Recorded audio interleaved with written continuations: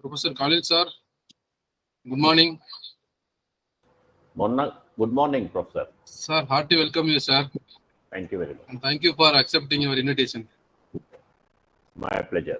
Yes, sir. Sir, sharply will start at 11, sir. Okay, yeah. Definitely. Yes, sir. I'm ready. Yes, I'm sir. ready. Yes, sir. Thank you, sir.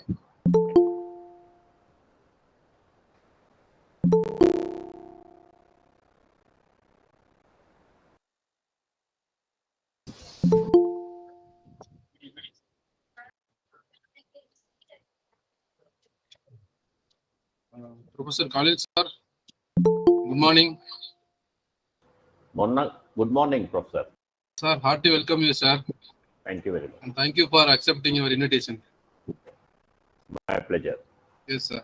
Sir, sharply will start at 11, sir. Okay, yeah. Definitely. Yes, sir. I'm ready. Yes, I'm sir. ready. Yes, sir. Thank you, sir.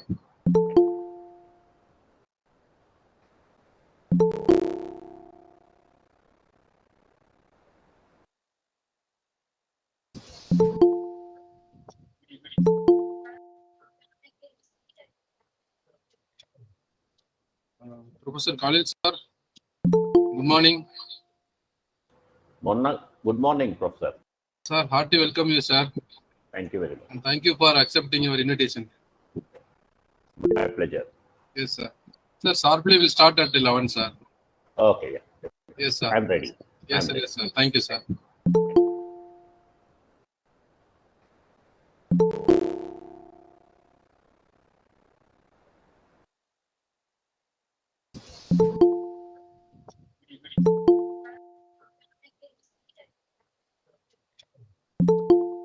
Professor Khalid sir, good morning. Good morning, Professor. Sir, hearty welcome you, sir. Thank you very much. And thank you for accepting your invitation. My pleasure. Yes, sir. Sir, sharply will start at 11, sir. Okay, yeah. Definitely. Yes, sir. I'm ready. Yes, I'm sir. ready. Yes, sir. Thank you, sir.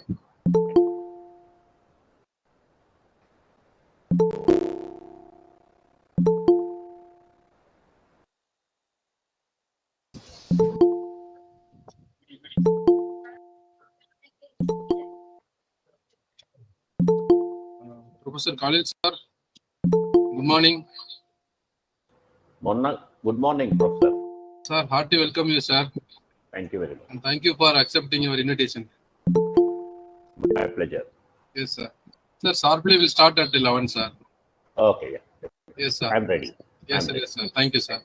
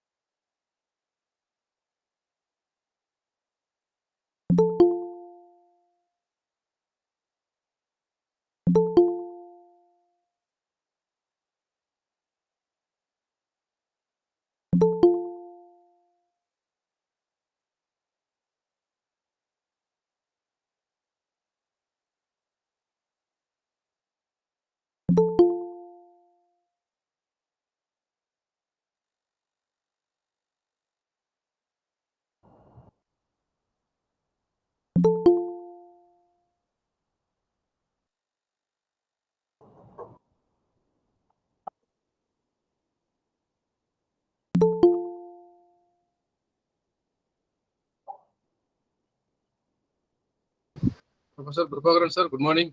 Very good morning, sir. Very good morning.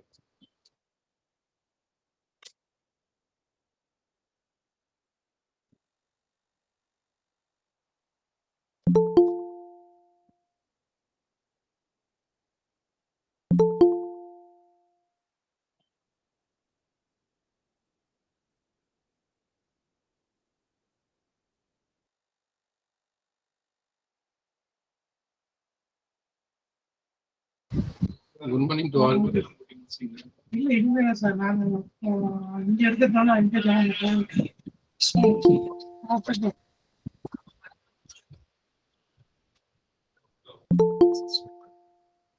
Good morning, participants.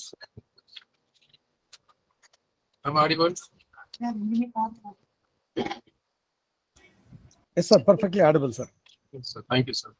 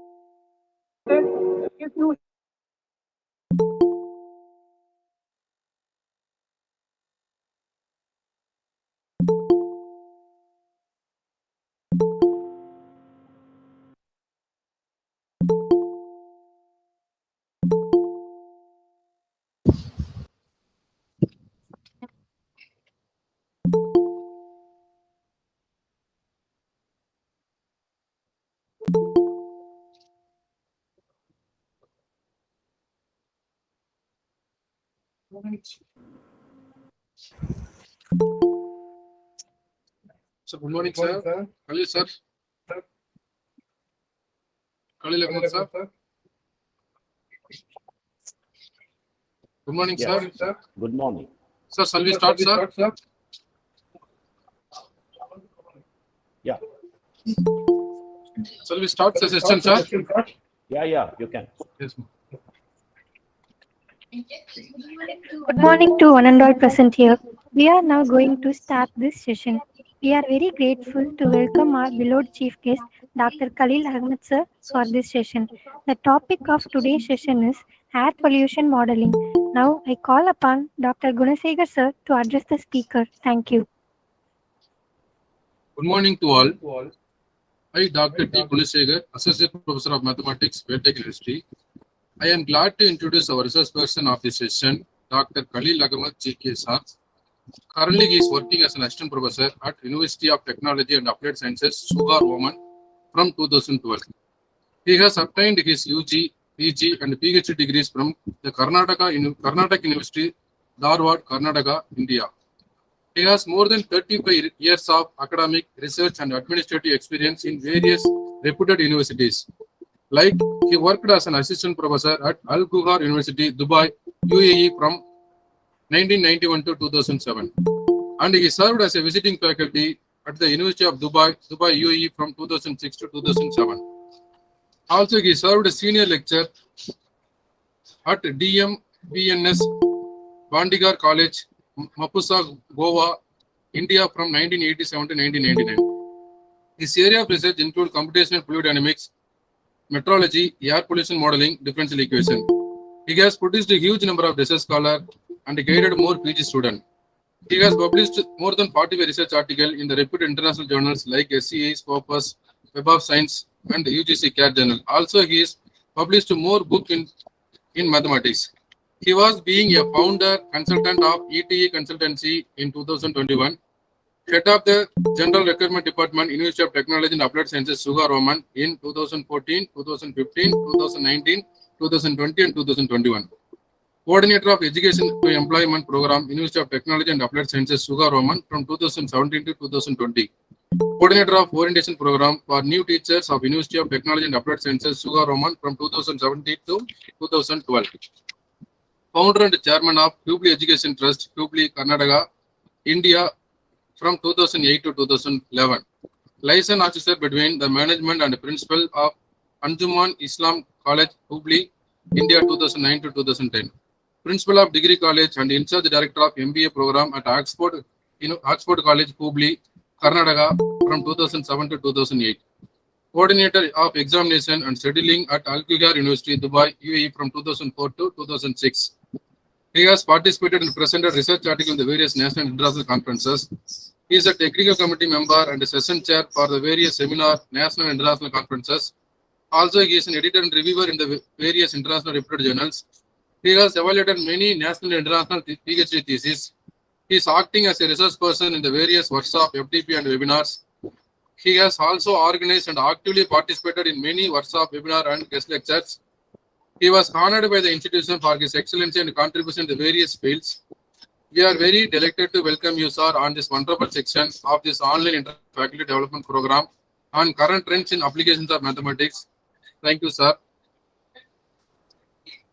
Thank you, Professor. Thank you, one and all. I'm really very happy to see so many participants, a huge response. Congratulations to Dr. Gunasekhara. And let me present my presentation here. Let me just share first. Please check.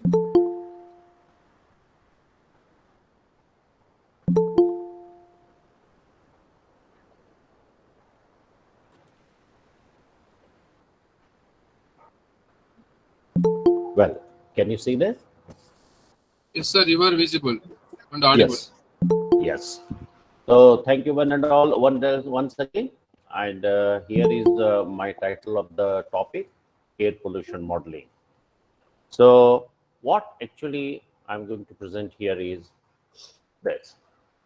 This particular presentation gives the detailed study of mathematical modeling of urban air pollution problems. So actually it is a air pollution modeling, the title, but ultimately it is going to end up with the how we are going to do the mathematical modeling of air pollution problem, especially we are addressing here urban air pollution, which is nowadays it is a very crucial.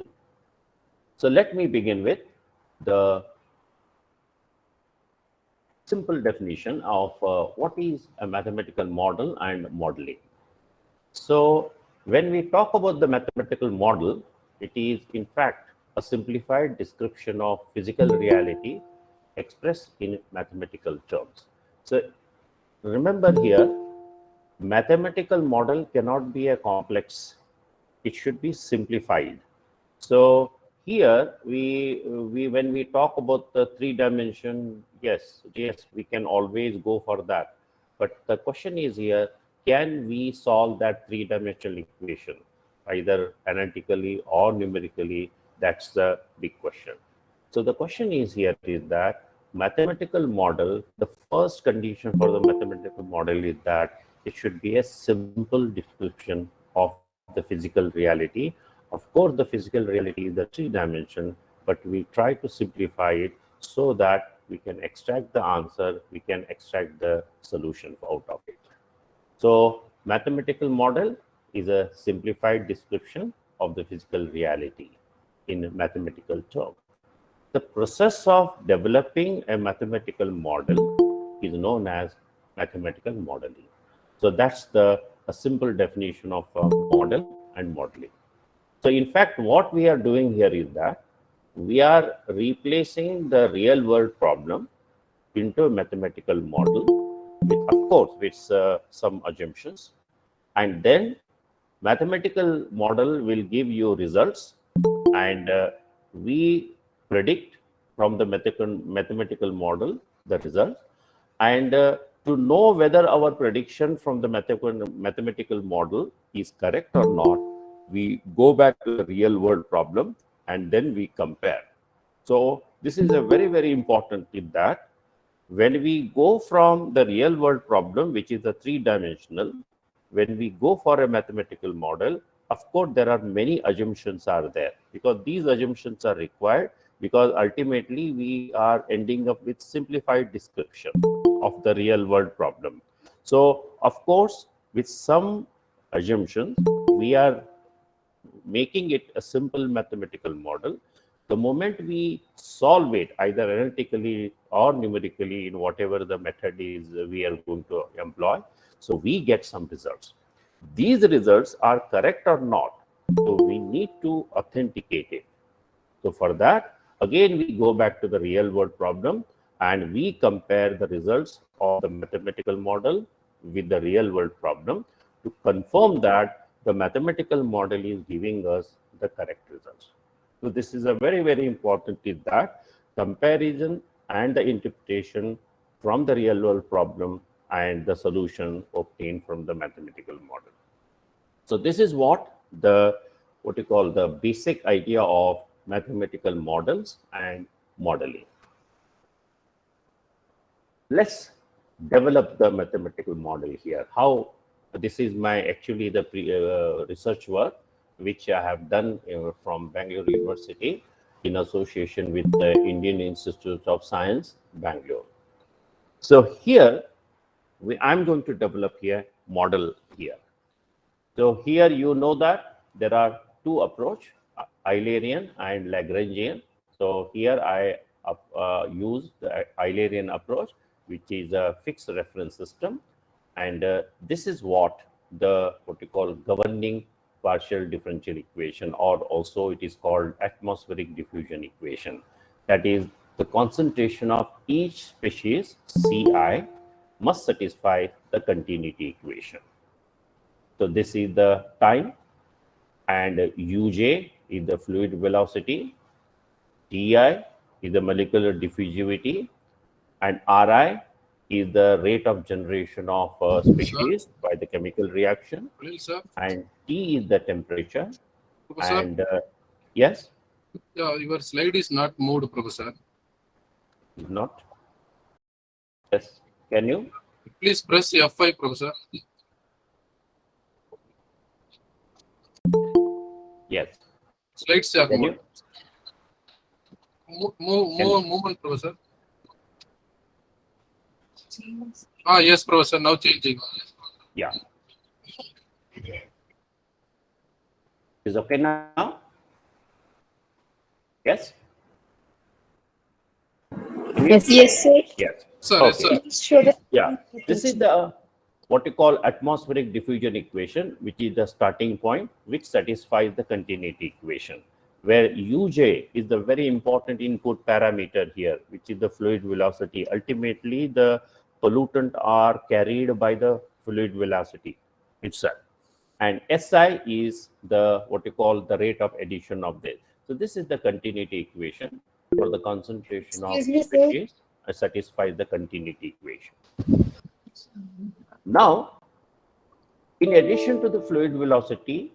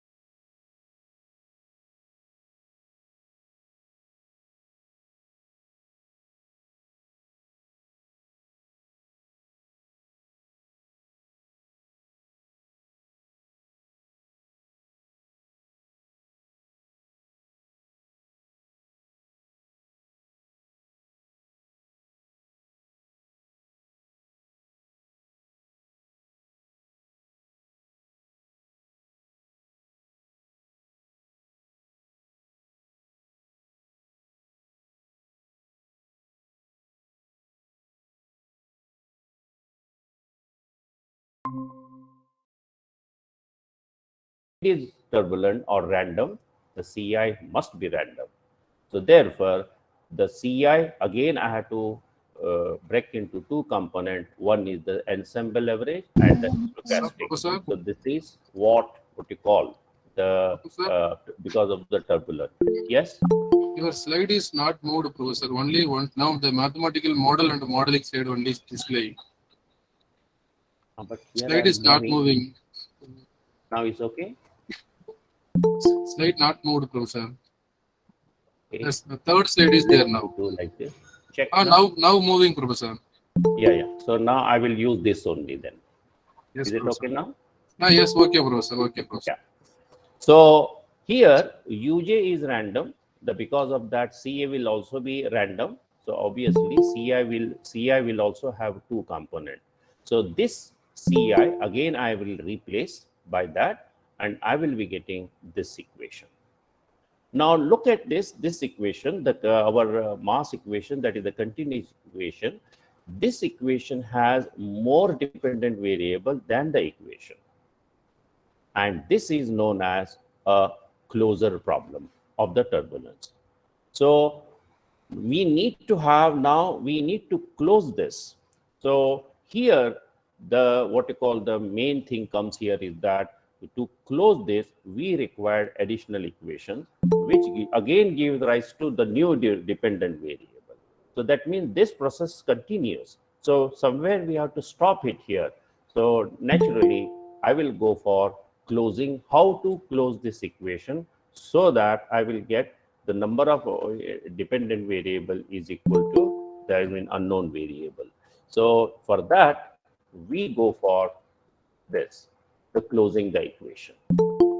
What we do here is that to close, we require additional equation which gives rise to the new dependent variable. So therefore, what we will do here is that we relate the turbulent fluxes, that is uj prime, ci prime, by this mixing length hypothesis, which is also called K-theory, what we call method. So here, uj prime and ci prime I am replacing by this, and uj prime and c prime I am replacing by this with the diagonal element. So when this we do here is that actually we are doing the first order closure. Of course, in air pollution modeling, this is the best approach. And of course, there are another further methods have been developed that is also called second order closure, where we are closing, I mean, we are using in the second order here. So here we are going to use the first order closure, which is popularly known as K-theory assumption. Next, molecular diffusion, that is DJ, this is negligible compared to the turbulent diffusion. So therefore, this term can be neglected.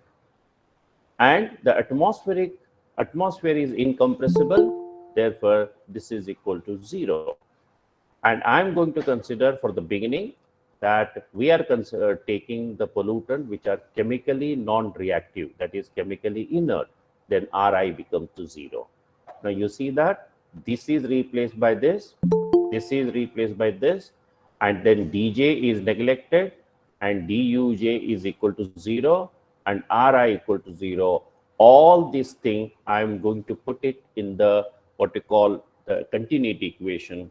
I am getting this is my the continuity equation becomes this, that is Ci dt and Uj bar, and then this. Now this can be expanded, and this is what the final equation I'll be getting here. So this is what the atmospheric diffusion equation, which predicts the spatial, that is in the x direction, y and z direction, and time variation, because there is a delta c by delta t here. So the time variation c with the proper, so we need to just impose here the proper initial and boundary conditions. So here the c is the mean pollutant concentration in x, y, z and time t. U, V, W are the components of the mean wind velocity, and these are the eddy diffusivity coefficient in x, y, and z direction. So ultimately, this is a three-dimensional, what you call the mathematical model to study the air pollution problem. Now, this basic this is the what you call development of the model now. The further I will be doing the assumption, and I will going to apply this what you call a mathematical model into the urban pollution problem. For that, I will use the following assumptions. Number one, I will align the x-axis in the direction of the wind, that is in the east. Y-axis, I will align in the crosswind direction, that is the north-south. And z-axis, I'm going to align in vertical direction. So this is what the first what we call alignment of the x, y, and x-axis, z-axis. X in the east, y-axis in the north-south, and z-axis vertically. So these are the first alignment of the x, y, and z-axis. Then the pollutants are mainly carried by the wind, and especially in the wind direction. Therefore, the pollutant concentration does not vary in the crosswind direction, that is in the y direction.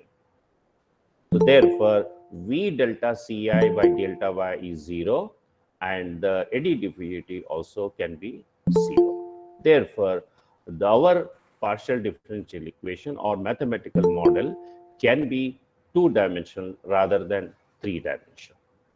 This is number one. Next, horizontal advection, that is wind, is greater than the horizontal diffusion. So it is much greater than this. Therefore, we can neglect this. So we can retain this. Now this is 0, this is 0, and compared to this is the dominant. So I will retain this, I will leave this. Then the vertical diffusion is greater than the vertical advection. So small vertical component of wind velocity. Therefore, I will just neglect the vertical advection. I will neglect, and I will retain the vertical diffusion. And here I will be emphasizing on the short-term air quality, that is hourly, daily. Therefore, I will consider as a time dependent. Now, under all these assumptions, this equation, which is a three-dimensional, which is a general atmospheric diffusion equation, or you can say mathematical model to study the air pollution problem, that I'm going to use it for urban air pollution problem. And this equation under this, what we call the assumption, becomes a simple air pollution model. Delta C by delta T, U of Z delta S by delta X, delta by Z, KZ delta C by delta Z. So this is what the mathematical model, or say air pollution model.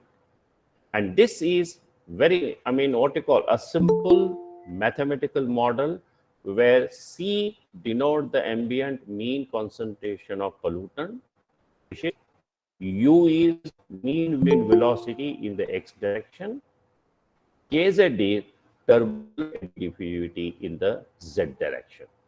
So here in this model, we need to be very careful about two input parameters, that is the wind velocity and turbulent eddy diffusivity.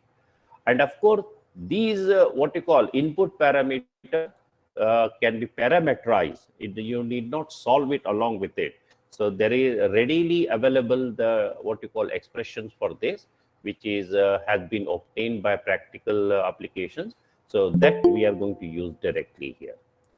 So this is what ultimately air pollution model to study concentration of pollutant. And as long as you substitute the values of U and KZ, this will give you the concentration of pollutant in the X direction and Z direction at any time T. So to solve this, this is another thing here. It is not that I just obtain a mathematical model and that's the end of it. So we need to solve it. So obviously, we will go into the details of that in the later stage. But here, to what you call solve this equation, I have considered here two layers in the vertical direction. One is called planetary boundary layer, or you can say mixing height or mixing depth, which is extending 1 to 1.5 kilometers from the ground.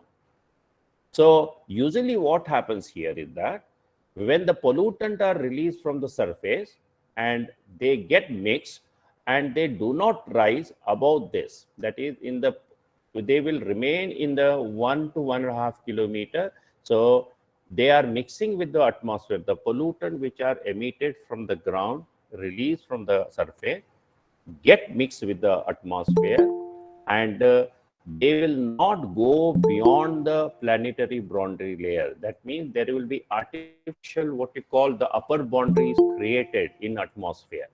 So that is called mixing height or mixing depth. So usually it is 1 to 1.5 kilometer, and that always depends upon the time of the day. So that I will explain to you in the later stage. Then within this planetary boundary layer, we have a surface layer, which is 50 to 100 meters only, where we live, all we live. So this is where the what you call the layer where we breathe, and this is very important here. That means we have from ground to planetary boundary layer, which is 1 to 1.5 kilometer total length, and in that planetary boundary layer we have a surface layer which is 50 to 100 meter. And this is a very crucial what you call layer where we live and where we breathe. And there is very important that we need to calculate accurately as much as possible the concentration of pollutant in the surface layer. So we will be taking that in our what you call clear cases here. Then this is the initial and the boundary condition for appropriate, depends upon the number of what you call variables here. The initial condition is that the concentration is 0 at T equal to 0, from 0 to L and 0 to H. So let me explain to you what is this L. L is the city length, I mean the complete till what length I am finding. So let me go to this, the physical layout of the model. You see, this is the X direction, and which is what you call in the wind direction, and this is the crosswind direction, and this is the vertical direction. Then from 0, and this is what X is equal to 0, and this length is capital L. So here we have our urban area is from here to here, and we are calculating the concentration of pollutant in the downwind direction till here. And all the pollutant are emitted in the urban area, which is emitted here, carried by the advection, and the pollutant are carried in the downwind direction. Here, when the pollutant are, there is no pollutant here. You see, in the initial condition, I put C equal to 0, then T, when T equal to 0, and 0 to L and 0 to H. So here, 0 to L here and 0 to H. So here, this is our what you call computational domain. So here, there is no pollution when T equal to 0. This is the first initial condition. Then we have boundary condition, that is the lower boundary condition. When at X is equal to 0, 0 to H, T greater than 0, and here we have a concentration of, some what you call the concentration of pollutant here at X is equal to 0 here, when X is equal to 0 in this. Now, in the down condition here, when Z equal to 0, you look at it here, this is the emission rate. So this is what the pollutant emission rate at Z equal to 0 at the this, and look at it, it is from 0 to L and T greater than 0. And after time, you see this T greater than 0, after some time here, this Q becomes 0 from L to L. That is this city limit, when you go here, it is going to be 0. And in the above direction, the vertical direction, when Z equal to H, the concentration will be 0. So this is what the initial and the boundary condition based on this particular what you call the physical layout of the model. Now the question is here. Let us talk about air pollution. Usually any what you call city is ventilated, or that means it is always what you call dominated by two mechanisms. There is horizontal wind flow to move the pollutant out of the community, that is in the horizontal or the lateral direction, and there is the vertical diffusion, which moves the pollutant from the ground to the upper level of the atmosphere. So two dominant mechanisms. One, the pollutant are carried by the wind in the wind direction, and the pollutant are carried by the diffusion in the vertical direction, that is in the above the ground. So what happens? Suppose there is no wind, air pollution happens. Suppose there is no diffusion, air pollution happens. That means any one of these mechanism is stopped. I mean, it doesn't happen, then the air pollution happens. So that is what I say here is that air pollution occurs when there is cessation of one of these ventilation. So this is ventilation. In fact, it is the whole kind of, it is a air shed. So when one thing doesn't happen, then the air pollution happens here. So that means in an urban area, two dominant mechanisms are very crucial here. One is the horizontal wind flow and another is the vertical diffusion. So that is why in my model, this is the what you call the horizontal wind, advection term, and this is the diffusion term. This is the diffusion term. The right side is the diffusion term.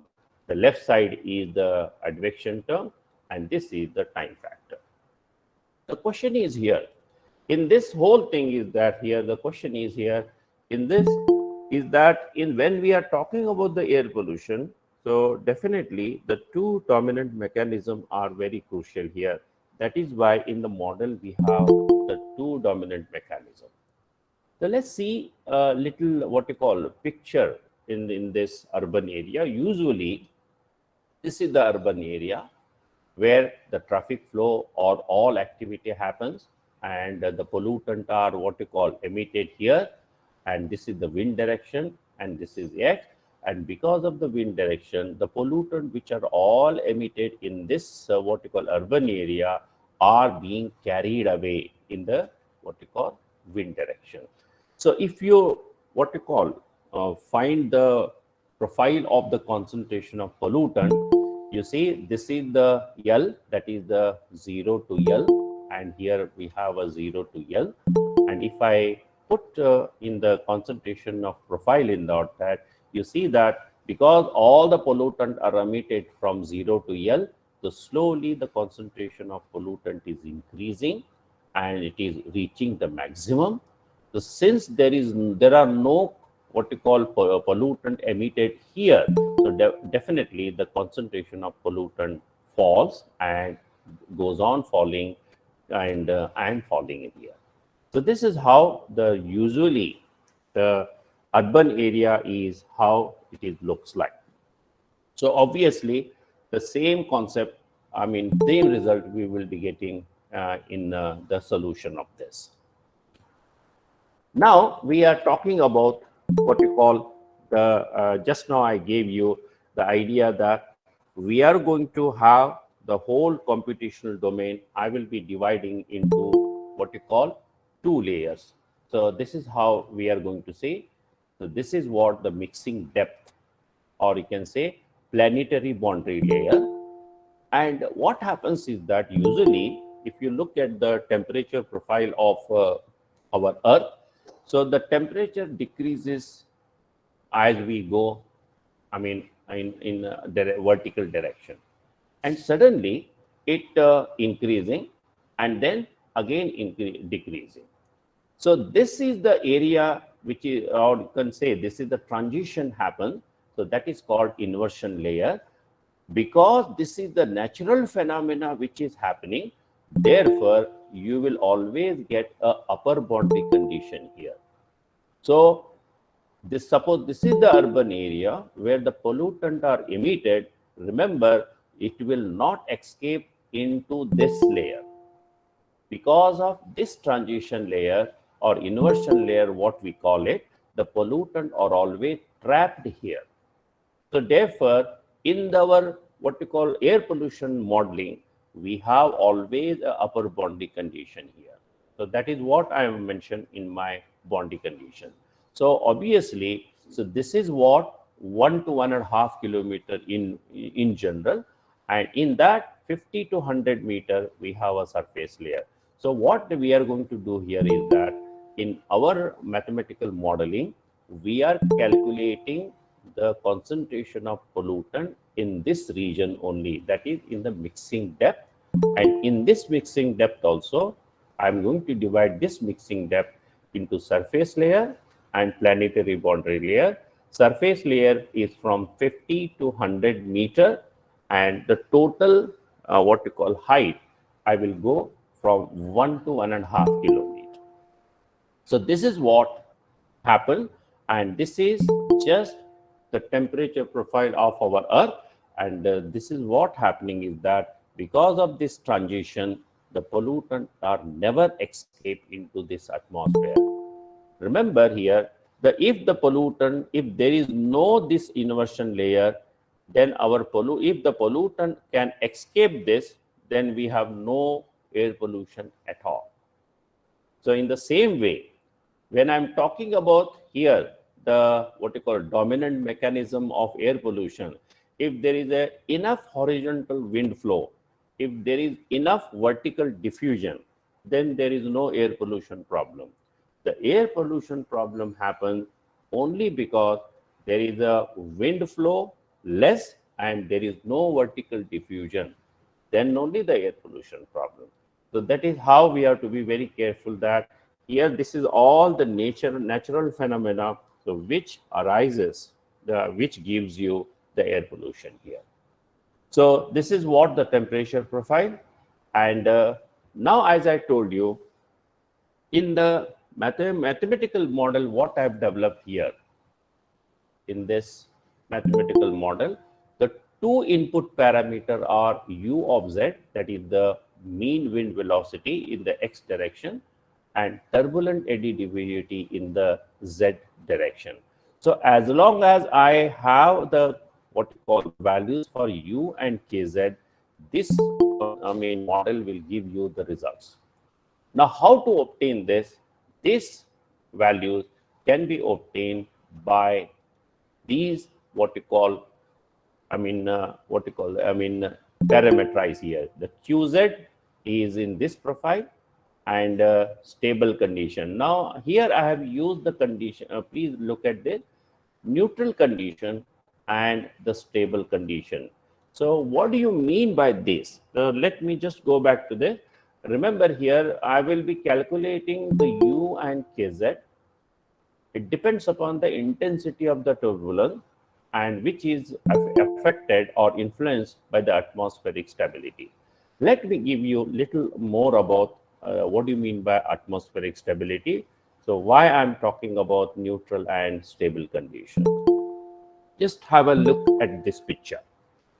Usually, the atmospheric stability near the ground, you see in the midnight, it is very less, that is the wind speed is very less. And once it is sunrise, the atmospheric stability goes on increasing. In the noon time, it is maximum.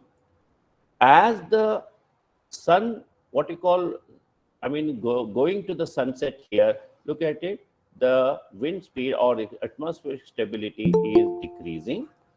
After sunset, then there is no atmospheric stability. So means in the noon time, there is a maximum wind speed or you can say atmospheric stability condition here. Now, this part it is called, that is just before sunrise, after sunrise, that is called neutral condition.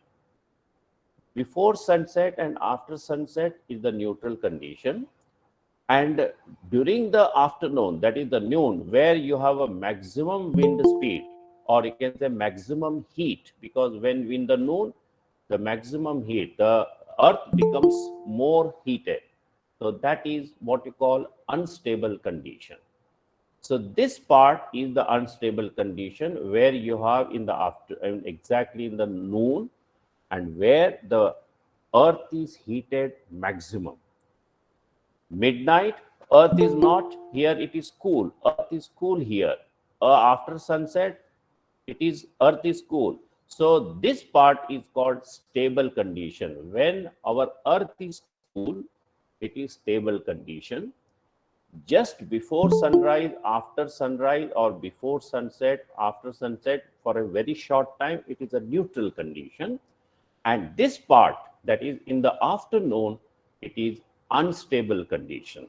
So there are three atmospheric stability conditions: the stable condition and unstable condition, and this part is what you call the neutral condition.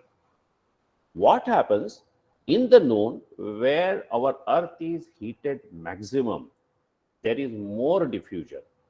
More diffusion means the pollutants are mixed in the atmosphere and they rise above the ground and go into the high and high.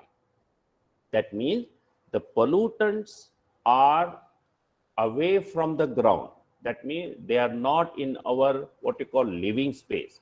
So that is a good condition. That's why you don't feel much uncomfortable during the noon when there is a big, the sunlight, the full sunlight is there. Remember, that is the unstable condition and that is favorable to the air pollution. That means air pollutants are escaped into the atmosphere that is away from the ground. So unstable conditions are good for the air pollution. That means in the unstable condition, the pollutants have no effects on the human being.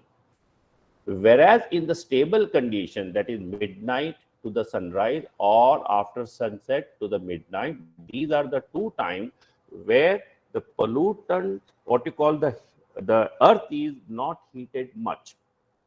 Therefore, there is no turbulence. When there is no turbulence, there is no diffusion. That the pollutants which are emitted from the ground are not mixed with the atmosphere. Therefore, the pollutant remain near the ground and what we breathe. That is the serious consequence of the stable condition. Of course, the neutral is very less time, but the maximum time you will face are the stable condition. So therefore, in my study, we are considering only two stability conditions. One is the neutral and another is the stable condition. Remember, the stable condition doesn't make the air pollutant mix into the atmosphere. You see, the pollutant and the atmosphere, if you compare, the atmosphere is very huge. The pollutants are nothing. So if it is mixed with the atmosphere, it is good. If it doesn't mix, then it is air pollution. So the question is here, in this what you call the stable conditions, the pollutants are not mixed because there is no vertical diffusion.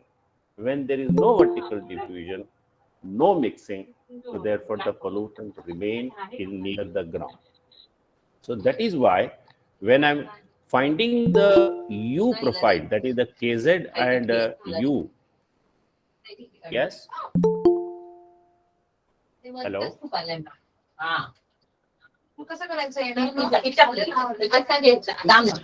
Hello? Yes, we have in the KZ, we have these two profiles and which I will be explaining to you in this case here. Now let me talk about the wind velocity profile.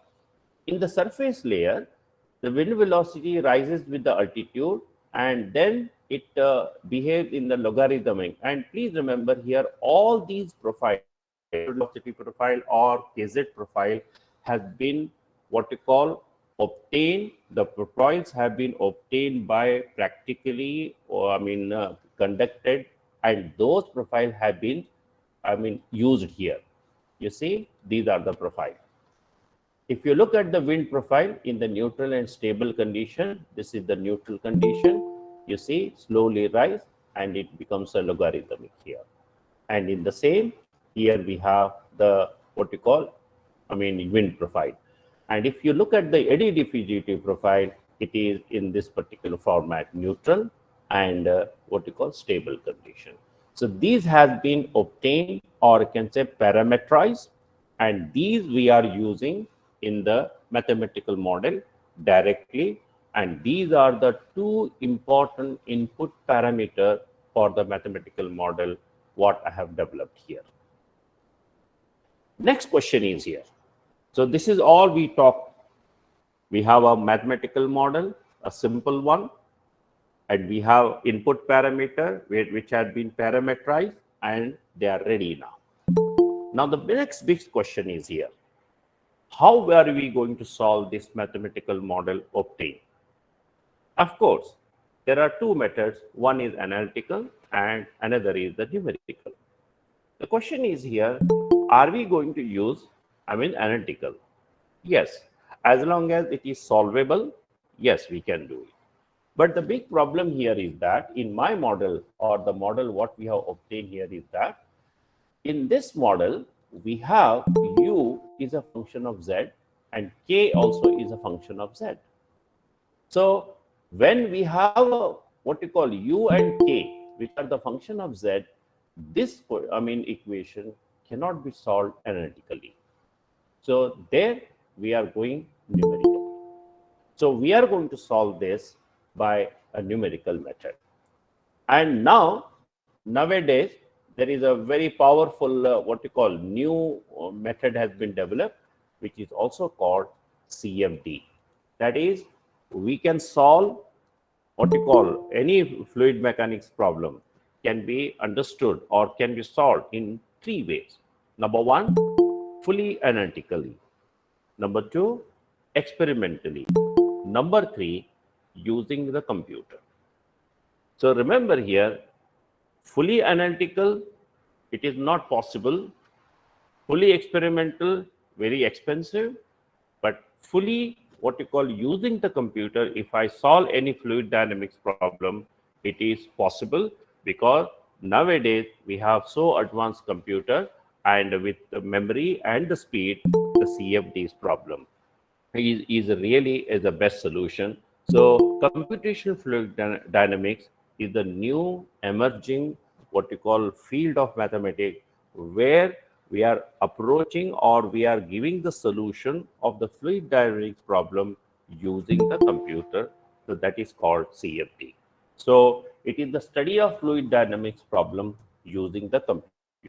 But that doesn't mean that I will use only CFD to solve a fluid dynamics problem. No, I will solve the fluid dynamics problem by computer, but to authenticate or to validate the results of the CFD, I need analytical solution as well as experimental solutions also.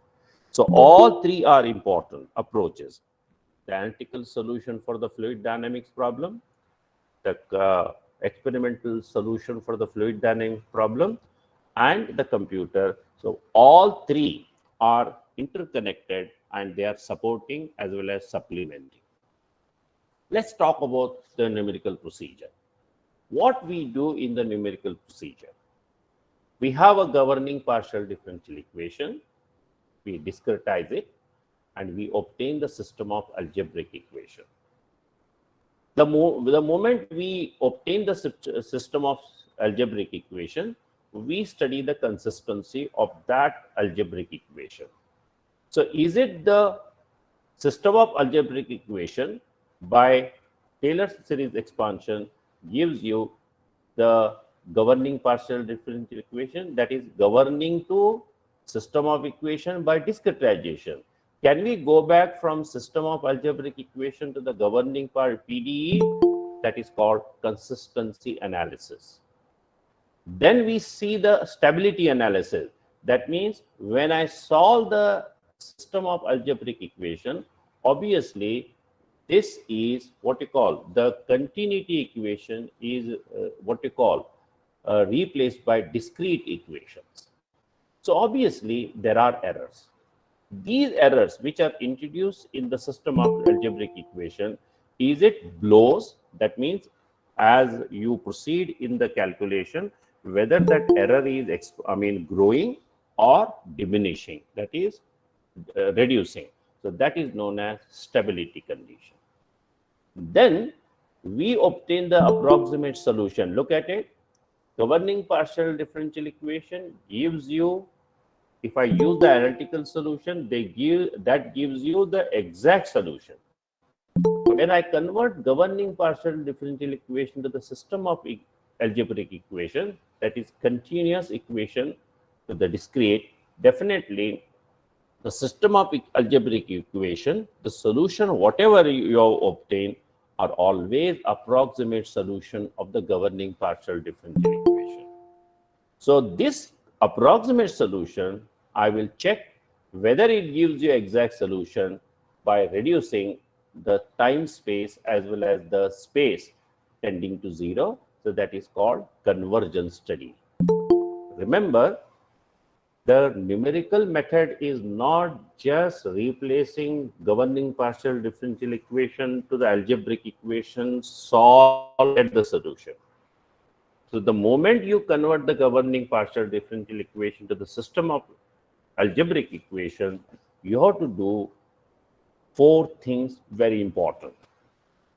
Which discretization method you are using converting this to this? Number 1. There are various methods. First order, second order, central difference, forward difference, so many are there. So which you are going to use? It is not that randomly you are going to use. So you have to be very careful choosing proper discretization method. Number 1. 2. Consistency analysis. That is, from here to here is discretization, back is the consistency analysis. Stability. The error introduced here, is it blowing or reducing? So stability analysis. And finally, you have to do the convergence analysis. As the time space and the space is tending to 0, is it that approximate solution gives me the exact solution? So this whole process is very important, that you have to need to be very careful choosing the discretization method, consistency analysis, stability analysis, and convergence study. So after all, you are sure about that your numerical solution will give you the proper solution. For my study or for the method, what we are going to do here is that I have used Nicholson finite difference scheme. Of course, there are many methods are there nowadays, the numerical methods. One is finite difference, finite element, and control volume. That is finite, what we call control volume. So I have used the finite difference method because it is simple and very powerful. And as long as the geometries are regular, we can always use the finite difference method. So since my boundaries are regular, that is well defined in the ground and in the wind direction, or in the vertical direction, or on the left-hand boundary condition. These are all the regular geometries. Therefore, I have used the finite difference scheme. For delta C by delta T, that is the time dependency, I am using the forward difference, which is a second order, because I have discretized at I plus n plus 1. So that's the reason here. Then the advection term, I'm using the upwind difference method. And for the diffusion term, I'm using the second order. So here, the delta C by delta T, second order, the diffusion second order, and use it is the first order. And although I'm using the first order, remember, this is transportive and conservative as well as numerically stable. So you have to be very careful. Is it numerically stable? Gives you the stable? Yes, upwind difference, although it is a first order, gives me the stable, transportive, and conservative the solutions here. So very interesting thing here in the numerical method is that it doesn't mean that if I use the higher order, what you call finite difference scheme, so gives me the better result. There is nothing like that until you study the convergence, consistency, stability analysis, then only you will be knowing whether that particular method is what you call, helpful or not. Then, after we use this, that is the forward, upwind difference, and the second difference, for that, I am getting the tridiagonal matrix, which is very easy to solve by the Thomas algorithm, and which is very efficient for on computer to use.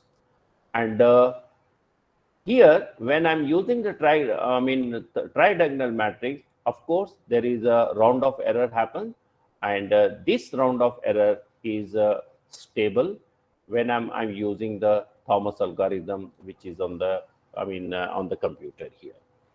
And here, the computation cycle is repeated, and I'm just taking the tolerance, that is the steady state, that is from one concentration, the next concentration level, till I reach 10 to the power minus 5. That is what the criterion for the convergence I have, which is the general one. And the ambient air concentration were obtained for the stable and the neutral atmospheric stability condition, as I discussed earlier, that these are the two main, and out of this, stable condition is very serious as far as the air pollution point of view. So all this has been done, and now question is here, the verification. Now the question is here, we have done consistency analysis, stability, and all that thing done, but still there is a what you call verification we can do. I mean, our code, whether the code gives me whatever writing, your program you're writing, whether it gives you the consistent, the numerical solution. So we have to do the convergence study. So that is called residue fall. Residue fall means the concentration from one time level to the another time level, whatever the difference is there. So I will be just plotting a diagram for that. So the concentration residue obtained after every time step against the number of time step.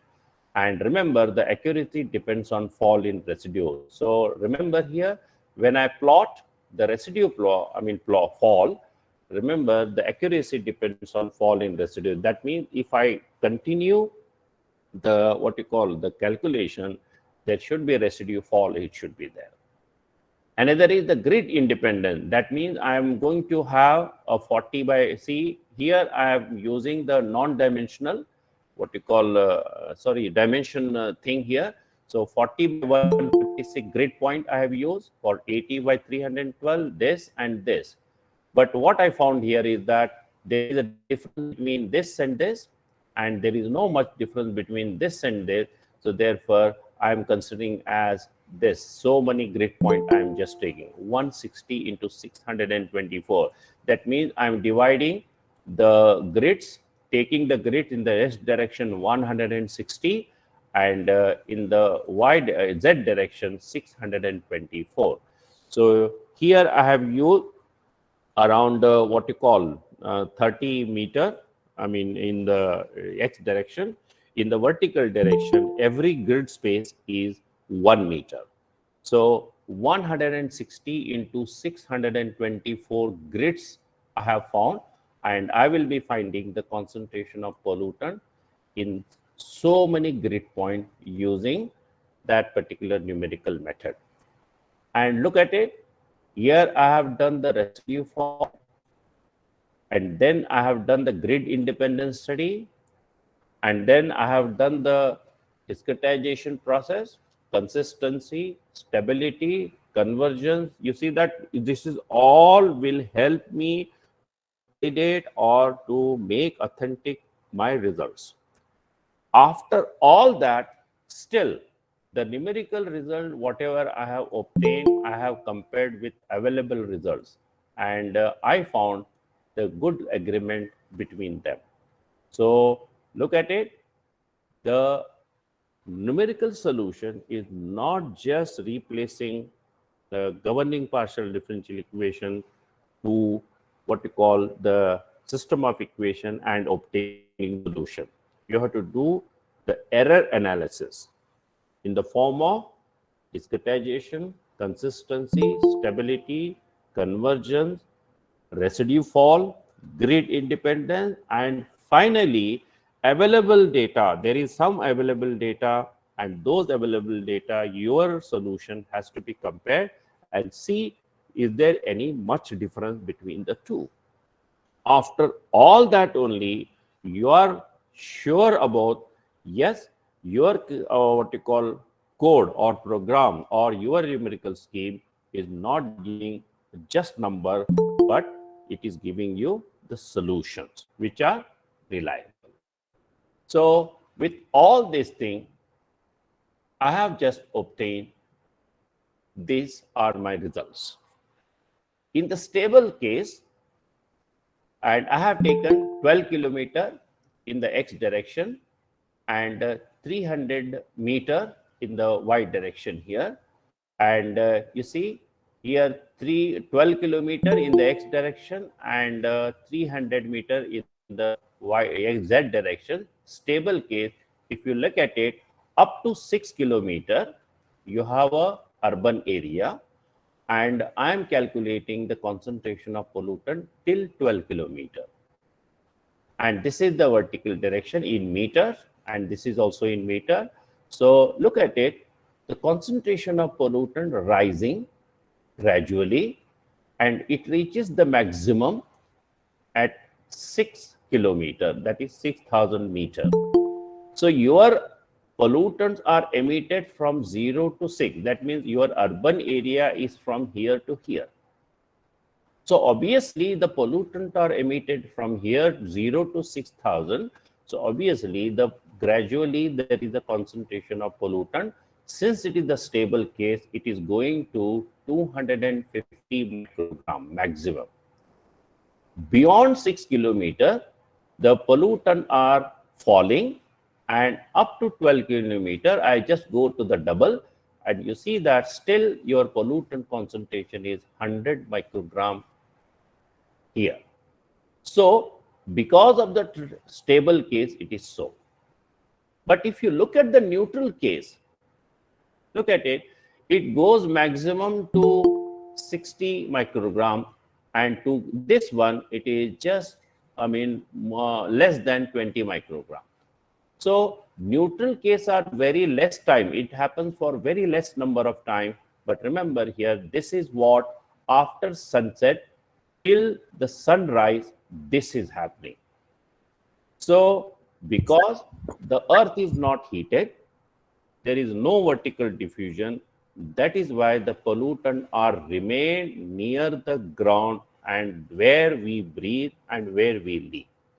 So we need to understand that this is the phenomena. So when we know that the pollutant are emitted, are they giving the maximum so and to the downwind direction, or in the downwind direction till 12 kilometer also still its effect is there. So this will help us to what you call, decide whether we are in the permissible level of air pollution or we have to do, manage the whole urbanization and all that. Look at the next diagram here. Here, I have just concentration of pollutant in the, what you call, in the height versus height here. So in this one, you see, in this one, it is for what you call near the ground, 3 meter, 6 meter, and 9 meter. In 3 meter height, the pollutants are maximum. As we go higher and higher, see 9 meter, the pollutants are reduced. That means there are more pollutants are in the near the ground than above. So this is what in the stable condition, and this is what in the neutral condition. And neutral condition is very less here. Look at it, in the stable condition, it is more than just 200 here, 250 or so. So this is how, what you call, this is the ground level concentration at 2 meter height has been measured. And of course, the computer, the calculation gave to any height at any x as z and t. So these are all what you call the results. And of course, one thing is there here. I would like to draw your attention to this physical layout of the model. In this model, I have not considered the chemical reaction. I have not considered the dry deposition. I have not considered the washout phenomena. So remember, I have also not considered the leakage velocity. Look at it. What happens is that the pollutant which are emitted, they undergo chemical reaction. So if it goes undergoes the chemical reaction, we need to have one more partial differential equation, and we have to solve simultaneously. So that is also I have done in my PhD. And some of the pollutants, because of the weight, they deposit, they go back to the ground. That is called dry deposition. That is also possible. We can incorporate in the partial differential equation. Some of the pollutant, because of the rain, the pollutant are carried to the ground. That is called washout phenomena. That is also possible to include in the what you call in the partial differential equation. Some of the pollutant are escaping the vertical or in the what you call in the Z mixing height. So that is called V leakage velocity. That is can also be incorporated. So remember here, the model which I have discussed in this presentation, it doesn't discuss about the leakage velocity, what you call washout phenomena, dry deposition, and chemical reaction. But these chemical reaction, washout, dry deposition, leakage velocity can be incorporated and also can be obtained the solution.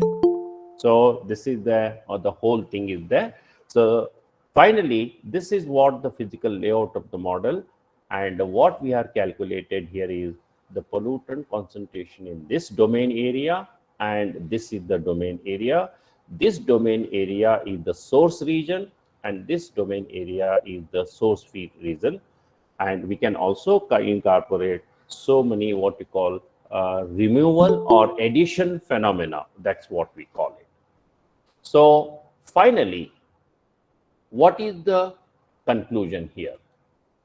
In conclusion, a mathematical model which I obtained here, that this one, what it does, it helps to understand the mechanism of transport of atmospheric pollutant in an urban area. So this helps me to understand the spatial and the temporal distribution of pollutant in an urban area.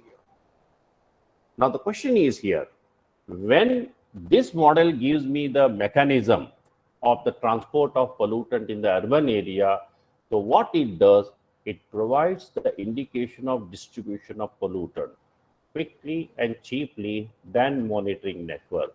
As you know that if I put the monitoring network to study or to know the exact air pollution in any particular area, that needs a huge investment, and it requires a lot of what you call lab and the huge investment. But without that, just using this mathematical model, and then with one computer, we can just know exactly what would be the pollutant level in a particular urban area. So this is what the main purpose of developing this model, which is the title as here, air pollution modeling. So that's the end of my presentation, and I hope I maintain the time. And just for those who want to pursue what you call research work or pursue PhD or pursue any higher study, these are the references I would like to suggest, and the best references. And with this, we can just say, I can say that these are just classical books on air pollution and what you call CFD, and one is Atmospheric Chemistry and Physics of Air Pollution, John H. Seinfeld, and another is very classical, I should say, The Fundamental of Computational Fluid Dynamics by T.J. Roche. So I don't know whether it is available in the hard copy or so, but my time it was just Xerox copy was available. But I think here I have seen some of them it is available in one of the Amazon. I have seen it. So these are the books. This first book gives you the complete study of what is air pollution, what is meteorology, and what is mathematics related to the air pollution. The first book. The second book gives you all about the numerical, what you call solution of partial differential equations. It gives you everything: discretization, consistency analysis, error analysis, stability analysis, conservative, and so everything, all detail is given in the second book. So these are the best book. You can just go through this, and of course, my email, I think Dr. Gunshekar can share with you. So if you have any what you call, questions or any guidance or any suggestions you need in my field, so you're always welcome. Thank you, one and all. And any questions are there, I'm ready to take. And I just thank Dr. Gunshekar for inviting me to be resource person for this FDP. And I could see really a very overwhelming, people are attending. 434, or really it is a huge number. And hats off to the organizer for, of course, it is not a simple task to bring so many people on one platform here. And hats off to the organizer, and really I appreciate. Thank you, one and all. So any questions, I am available. Thank you, sir. Thank you, sir. Sir, for kind information, YouTube also more than 1,000 people are watching, sir. Oh, YouTube. great, sir. Sir. Really, it is very commendable, and I have not seen such a huge response in any of webinar. So more than really, 2,500 participants. All the organizer and the participants. Really, I'm so happy. Yes, sir. 40 3440 5200 Akka Prema. Hello, sir. Sir, any doubt, audience, participants? Please interact with sir. So can you hear me? Yes, sir. Hello. Hello, sir. Yes, sir, please. Sir, in the Indian scenario, what is the best air pollution forecasting model in Indian scenario? There is nothing as best or this thing. So it all depends upon case to case. Okay. So you have to study in that sense. You'll have to just look into that, and of course, very good. Literature is available here. Okay. But the question is here, ultimately one has to be very, very specific about the modeling. Is that model must be simple. This is the first thing. Okay. Number one, model should give you the indication. It doesn't give you the exact concentration of pollutant. If it gives you the indication that yes, this urban area is emitting pollutants more than permissible, yes, the policy makers can take the decision what should be the remedial measure. This is the thing. Okay. Thank you, sir. So as long as you do this, that's wonderful. Yes, sir. I'm working on a statistical model in air pollution. Yes. So I learned the ARIMA model and the something models, Box-Jackson method, and all that. Yeah. But I'm supposing the best fitting model and the best prediction results. So I'm comparing all these models. So, yeah.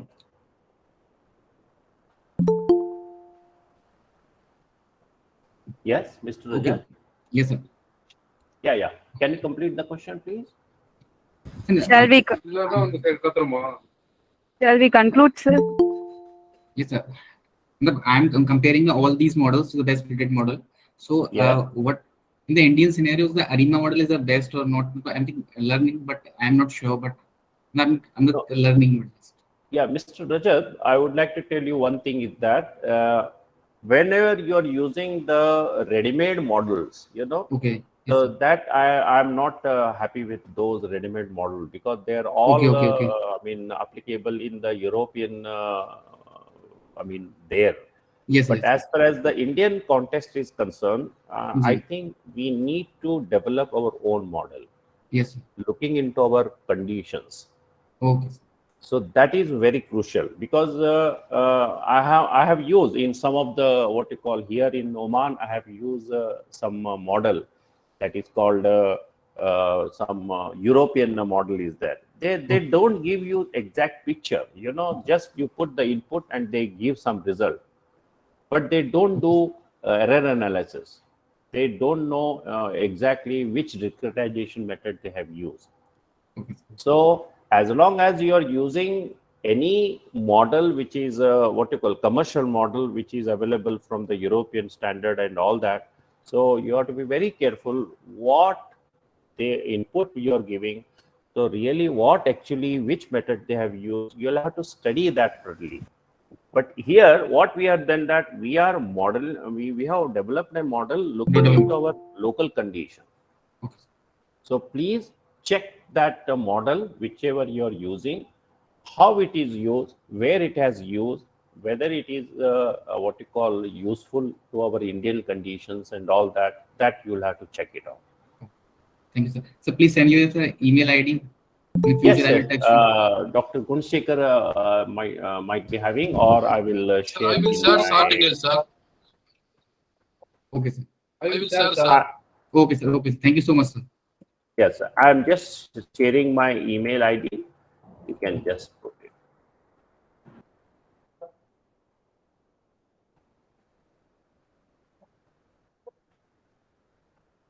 Sir, can we conclude the session, sir?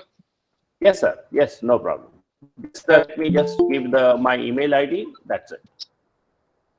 Now we conclude this session with the vote of thanks. Thank you, sir, for your extraordinary presentation. It is new information for us to be aware of. It would be interesting to understand how mathematics is used to resist air pollution. Once again, thank you, sir, and thanks to all the participants for your cooperation.